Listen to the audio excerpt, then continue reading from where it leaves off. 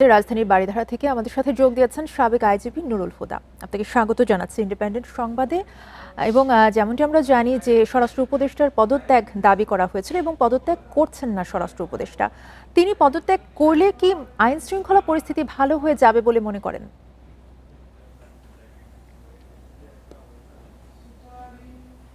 না না, ব্যক্তির পদত্যাগের সাথে এটা প্রত্যক্ষভাবে জড়িত না। কিছু হয়তো পরিবর্তন আসতে পারে সেটা, কিন্তু যারা কাজ করবেন তারা যদি উদ্বুদ্ধ হয়ে কাজ এখন না করেন এবং ইন্টেলিজেন্সের গ্যাপ থাকে এবং প্রিভেন্টিভ কাজ যেগুলো পুলিশের করার কথা এখানে, সেগুলো যদি না করে তাহলে পরিস্থিতির পরিবর্তন হবে না। আর পদত্যাগ করা, চেঞ্জ, পরিবর্তন করা, এগুলো রাজনৈতিক সিদ্ধান্ত। এই বিষয়ে আমার কিছু বলার নেই। এগুলো যারা দেশ চালাচ্ছেন তারাই বলতে পারবেন। রেইনবো অলরাউন্ডার এক্সটেরিয়র পেইন্ট বাড়ির বাহিরের দেয়ালের সুরক্ষা নিয়ে থাকুন নিশ্চিন্ত। সাথে পাচ্ছেন 10 বছরের ওয়ারেন্টি। যেটা বলছিলেন প্রিভেন্টিভ কাজকর্ম করার ক্ষেত্রে এটা করা কেন হচ্ছে না?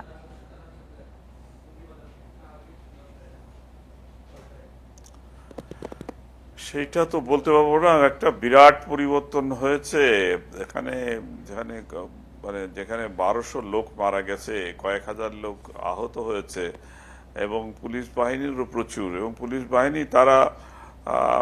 বাহিনী শুধু না, সরকারি কর্মকর্তা কর্মচারীরা ব্যক্তিগত গৃহভিত্রের মতো কাজ করা শুরু করেছিলেন এবং জনগণকে তারা শত্রু রূপে দেখা শুরু করেছিলেন। আর ফলে স্বাভাবিকভাবেই জনগণও পুলিশকে শত্রুই মনে করছে। তো এই অবস্থা থেকে কাটিয়ে ওঠা যথেষ্ট দুরূহ। বহু লোককে চাকরি থেকে ছাঁটাই করতে হয়েছে, অনেককে অবসরে দিতে হয়েছে, নতুন লোক রিক্রুট করতে হয়েছে।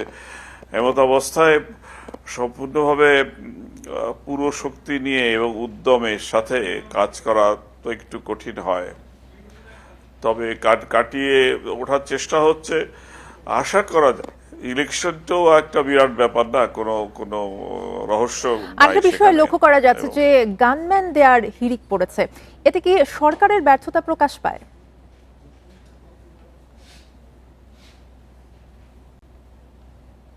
প্রশ্নটা বুঝলাম না ঠিক। এখন আমরা যেটা দেখতে পাচ্ছি যে গানম্যান দেয়ার একটা হিড়িক পড়েছে, সেক্ষেত্রে কি সরকারের ব্যর্থতা প্রকাশ পায় কিনা, কি মনে করেন?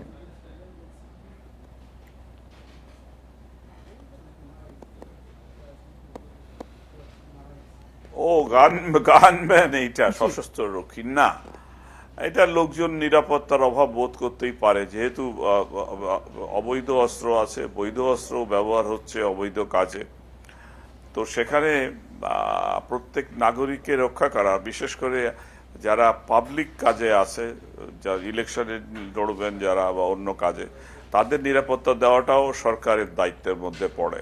অতএব সরকারকে এখানে তো এই নিরাপত্তার বন্দোবস্ত করা, নিরাপত্তা জন্য অস্ত্র দেওয়া এবং সশস্ত্র গানম্যান দেওয়া, এইটা আর আনইউজুয়াল কিছু না, এটা হতেই পারে সবসময়।